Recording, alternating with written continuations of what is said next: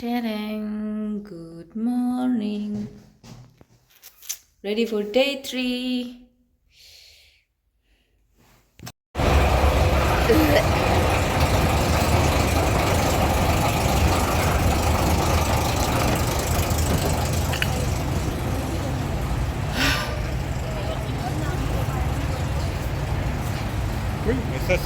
Gila ya. Stasiunnya tuh bau pusing parah.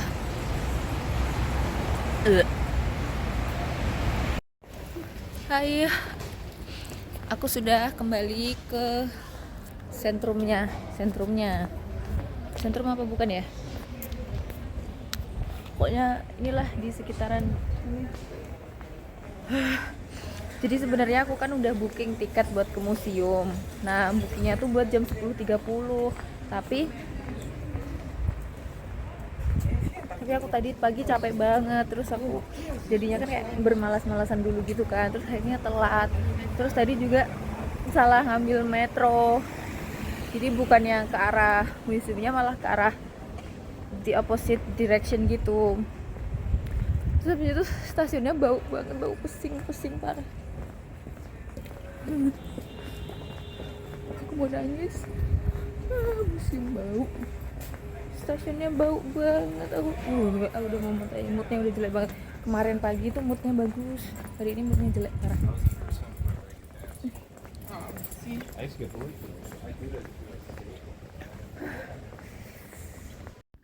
Nah, ini aku tuh udah di Magritte Museum. Sebenarnya aku tuh nggak paham, tapi ya udahlah. Tuh kan, sebenarnya bagus, tapi ya udah, bagus aja. Aku aslinya nggak paham, tapi mungkin seni itu tidak harus dipahami. Nah, aku sebenarnya lebih suka yang kayak gini nih, yang kayak gedung-gedung, bangunan, arsitektur, yang 3D, kayak patung-patung, karya 3D. Pokoknya aku suka aja melihat dan mengamatinya. Kalau yang 2 dimensi kayak lukisan itu cuma beberapa jenis yang, maksudnya beberapa style yang aku bisa nikmati. Yang lainnya tuh aku ngerasa ya udah. Tuh kan, bagus. Lihat ya. Nah, tuh kan, Masya Allah, bagus banget. Tuh. Nah, ini lukisan, kasih musik aja deh.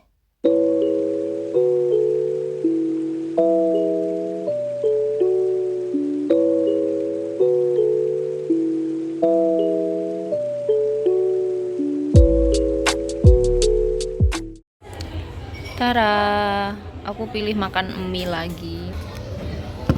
Karena menurutku mie itu udah comfort food banget ya, aman aja pokoknya. Aku lapar.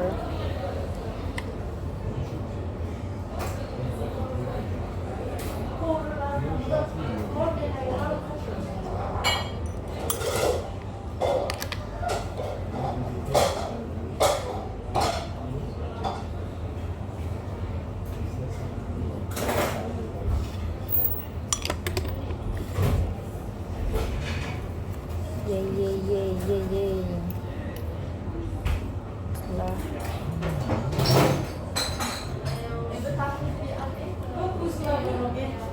Nah, hari kedua agak ini ya, agak malesan gitu.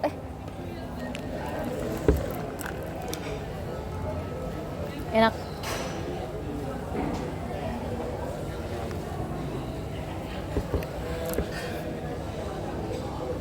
Tadi udah ke museum kan, museum 2, Magritte Museum sama Old Master.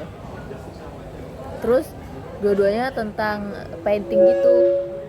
Salahku juga sih, aku nggak research dulu kan sebelum ke sananya. Aku pikir dia di dalamnya ada kayak patung-patung atau koleksi-koleksi lain. Ternyata enggak, full painting semua. Dan aku sebenarnya udah excited karena kemarin ketemu sama orang itu kan, yang dia excited banget cerita, you have to go to this Magritte Museum. I'm really a big fan of Magritte, and gitulah pokoknya dia promo sekali. Jadi aku tertarik dan semangat datangnya. Terus pas kesananya aku agak meh gitu, karena bukan salah paintingnya sih, karena ternyata aku tuh bukan orang yang bisa enjoy lukisan-lukisan seperti itu gitu. Kalau yang Magritte itu dia lukisannya surrealis, aku nggak paham sama sekali dia apa yang mau disampaikannya. Terus beda sama kayak Van Gogh Museum itu kan kita beneran diceritain kisah hidupnya dia, terus di situ ada bahasa Inggrisnya gitu kan. Kalau yang di kalau yang di Van Gogh tadi tuh kita benar-benar bisa memahami kisah hidupnya Van Gogh, kayak kita nggak cuma menikmati paintingnya tapi juga ngelihat proses transformasi dia dari awal ketika dia masih di Belanda, terus habis dia pindah ke Paris, terus akhirnya dia kena masalah mental health, dan itu juga terlihat di karya-karyanya dia yang mengalami perubahan transisi dari satu style ke style yang lainnya kayak gitu kan. Jadi walaupun nggak terlalu paham lukisan tapi bisa enjoy, dan kayak ibaratnya kayak baca buku atau nonton film gitu, kita bisa immerse in the experience. Tapi kalau yang di Magritte ini dia sebenarnya emang dibagi per section sih, cuman sectionnya tuh menurut aku nggak terlalu bagus gitu, bukan nggak terlalu bagus ya, nggak terlalu jelas, karena mungkin kisah hidupnya dia ya udah gitu aja gitu, nggak yang sedramatis Van Gogh kan. Terus kalau yang di Van Gogh Museum itu dia juga di tiap lukisannya kan dikasih cerita tuh di baliknya, itu kenapa dia melukis itu dilukisnya di era hidup dia yang mana, dan sebagainya. Kalau di Magritte enggak, dia cuma diceritain di awal doang. Oke, di lantai ini kamu akan ngeliat kisah hidup dia ketika di sini gitu. Terus pas kita mulai ngeliatin paintingnya tuh nggak ada cerita gitu. Jadi aku kayak kurang. Tapi kalau misalnya buat orang-orang yang fansnya surrealis painting mungkin bakal suka sih.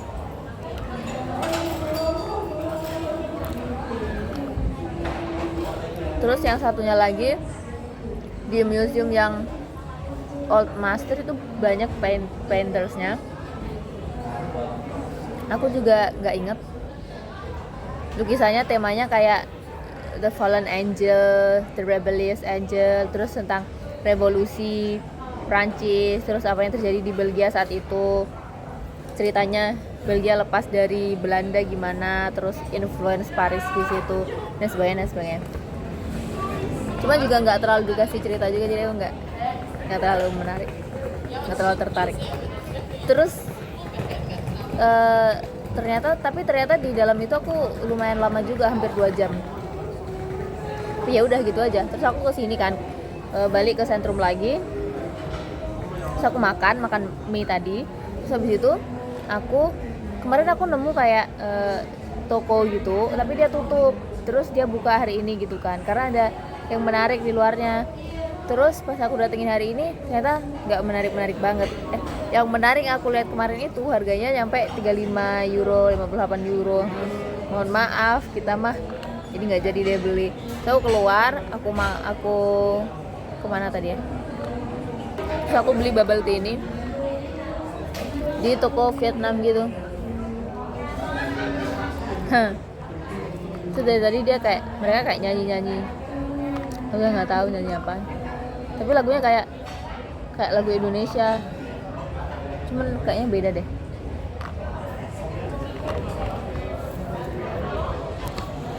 Di sini mau ngapain ya?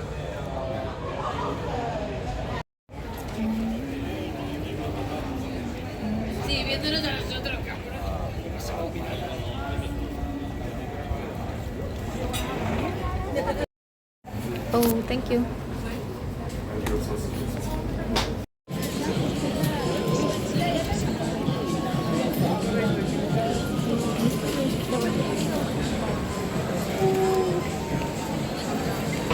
Akhirnya aku membeli ini small. Terus kan tadi boleh minta mau saus apa gitu kan. Terus aku tanya sausnya boleh berapa, sausnya unlimited. Terus habis itu pas bayar harganya naik, ternyata unlimited selama bisa bayar.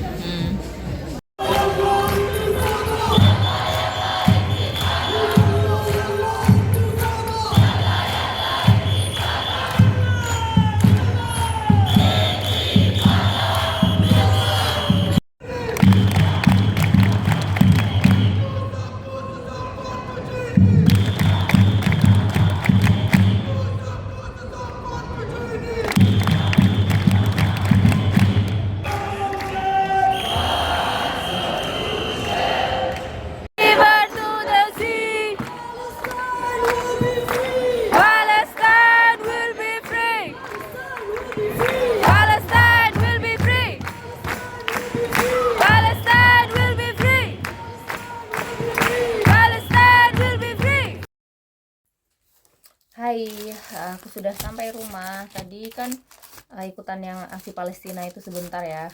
Terus aku kenalan sama orang mbak-mbak cewek yang orasi.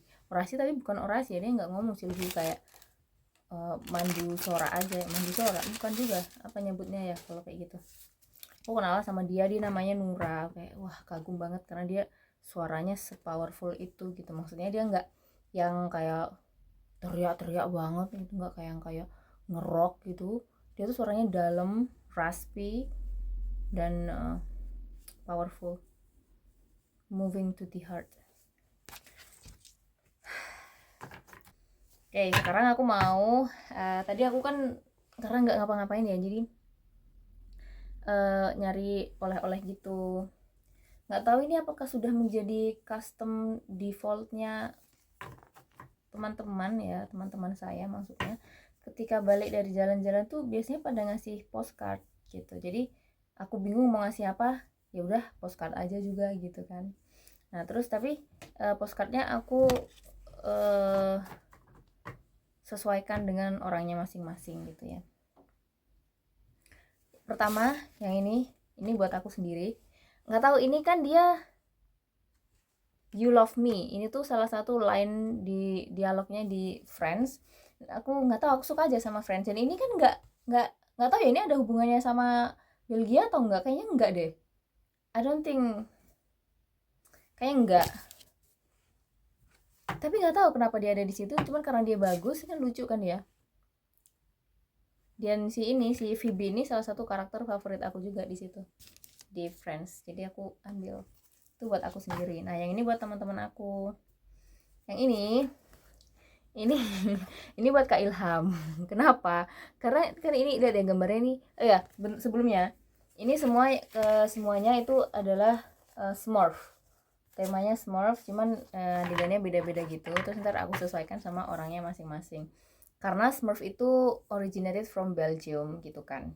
Jadi terus kalau misalnya aku mau ngasih gambar tempat-tempat Belgium, tourist attraction di Belgium tuh kayak aku sendiri kurang suka gitu dengan gambar-gambar yang aku temuin tadi, dan kayak bosan aja nggak sih. Ya udah ini Smurf, semuanya Smurf nanti. Aku bahkan nggak nyari Smurf buat aku sendiri. Yang ini lihat ya, ini buat Kak Ilham. Kenapa? Karena ini kan di gambarnya ini ada si Smurfnya yang kayak dikejar-kejar sama something gitu, yang dia jadi panik gitu kan ekspresinya. Nah ini tuh cocok banget sama Kak Ilham karena Kak Ilham itu sering banget dia berada di situasi yang kayak panik gitu loh. Nggak tahu apakah kadang itu hal yang memang pantas dipanikkan, kadang nggak juga gitu. Jadi nggak tahu. Dan seringnya dia tuh menghubungi aku ketika dia lagi panik-panik aja gitu. Nggak tahu ini orang, kalau misalnya dia nggak panik jarang ngehubungin, tapi kalau misalnya dia lagi panik Hanun Hanun gitu, Hanun. Impresiku di Kak Ilham adalah panik. Ini dia panik kan, walaupun ini bisa jadi deadline tugas, bisa jadi misalnya kayak kehilangan sesuatu. Kak Ilham sering banget kan kehilangan apa-apa. Nah ini buat Kak Ilham, cocok. Yang ini buat Mustika. Kenapa? Karena ini kan dia smurfnya lagi kehujanan gitu kan, tapi dia di tengah hujan ini dia malah main-main gitu loh, malah terlihat bahagia ekspresinya, ya nggak sih. Nah Mustika tuh kan orangnya seperti itu, dia tuh selalu bisa melihat hal-hal positif dari berbagai situasi yang ada, apapun itu, kayak pasti ada positifnya di mata dia gitu ya. Kayak ini dia hujan-hujanan bukannya marah-marah atau merenung atau murung, dia malah senang-senang gitu. Mereka adegan. Yang ini buat Kak Ayi, Happy Smurf. Ini gambarnya itu memberikan aku nuansa apa ya, vibes yang kayak orang yang damai gitu, kayak bisa mencari ketenangannya sendiri. Nah Kak Ayi itu sepertinya orang yang di situasi apapun dia akan selalu bisa mengutamakan kedamaian dirinya gitu ya. Sepertinya gambar ini sangat cocok buat Kak Ayi karena Kak Ayi tipe yang seperti ini. Dia mencari relaksasi diri. Yang ini buat Fidel, tidak ada alasan yang yang tidak ada gambar yang lebih tepat menggambarkan kepribadiannya Fidel selain yang ini ya. Mungkin sebenarnya dia agak harusnya ceria dengan marah-marah dikit gitu. Ini memang anaknya ceria gitu kan, ceria dan banyak energi. Nah ini terlihat dia banyak energi sampai membuat takut burung-burung. Yang ini buat Malik, karena dia ini terlihat diam dan kalem, Malik itu ya, tapi dia itu always ready for other people gitu. Jadi kalau misalnya ada orang yang ngebutuhin dia biasanya langsung ready, walaupun belum tentu kalau dia butuh dia manggil. Dia kadang nggak butuh, dia kadang nggak manggil. Yang ini buat Nazar, ini agak beda sedikit ya, karena